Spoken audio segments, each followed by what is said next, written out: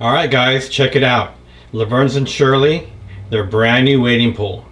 I did it upright this time. My old one sprang a leak, so I had to pitch it. This one is a 29.5 size. There's a company called glasscages.com and they sell half-size tanks. It's only 6 inches tall. This one has the ultimate setup. I have my Fluval 306 hooked up to it, and I have something very amazing. I have the Osmo Digital Controller. You can see in the top left there the green light's on. What this does, it keeps the water level exactly where I want it. Just having 2 inches of water, which means the water level is probably about a 1/4 inch above the intake of the Fluval, and I need to keep it right there. So what happens is, if the sensor senses the water dropping like 1/8 of an inch, it kicks on the pump, pumps in about 2 cups of fresh water, maintaining the level. Here, check it out. You can see in the top left corner that green light flashing on the Osmo.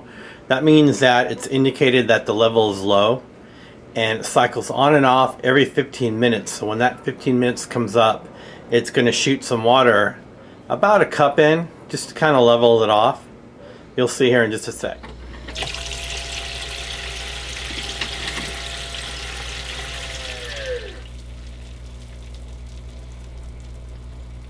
There you can see it pumped in about maybe a cup or 2 of water, and it cycles on and off about every 15 minutes. Keeps that water level exactly where you need it.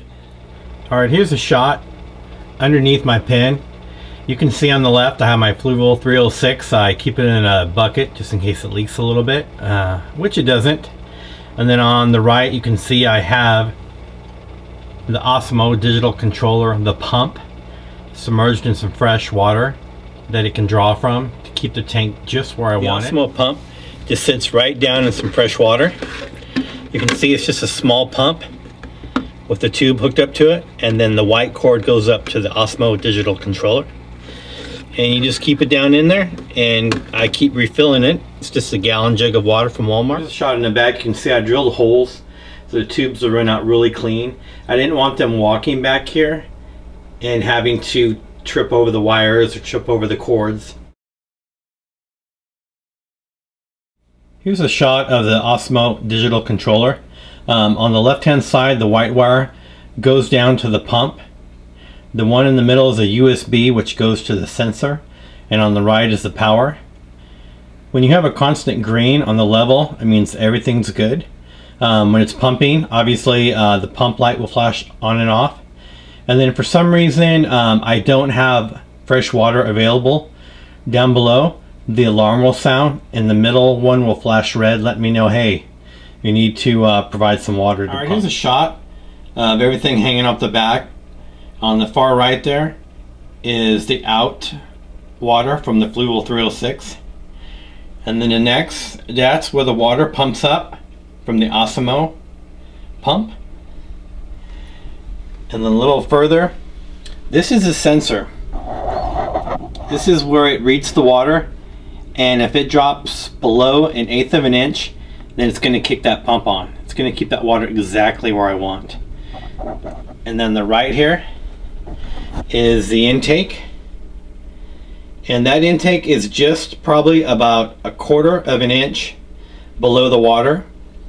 And I don't know if you can see it, but on the very top you can see it's kind of like a whirlpool. I did that on purpose. It kind of acts like a skimmer would. So any dust on the water or debris on the water, it's going to get sucked right down in there. And the only way this system works is by that sensor, keeping that water level exactly where I want. If it dropped any lower, it would just start sucking air and it'd burn the pump. Alright guys, this is kind of the new setup. Let you check it out before I go. In their little house, I have paper shreds for my paper shredder. It's inexpensive. It's a great way to put your junk mail to use.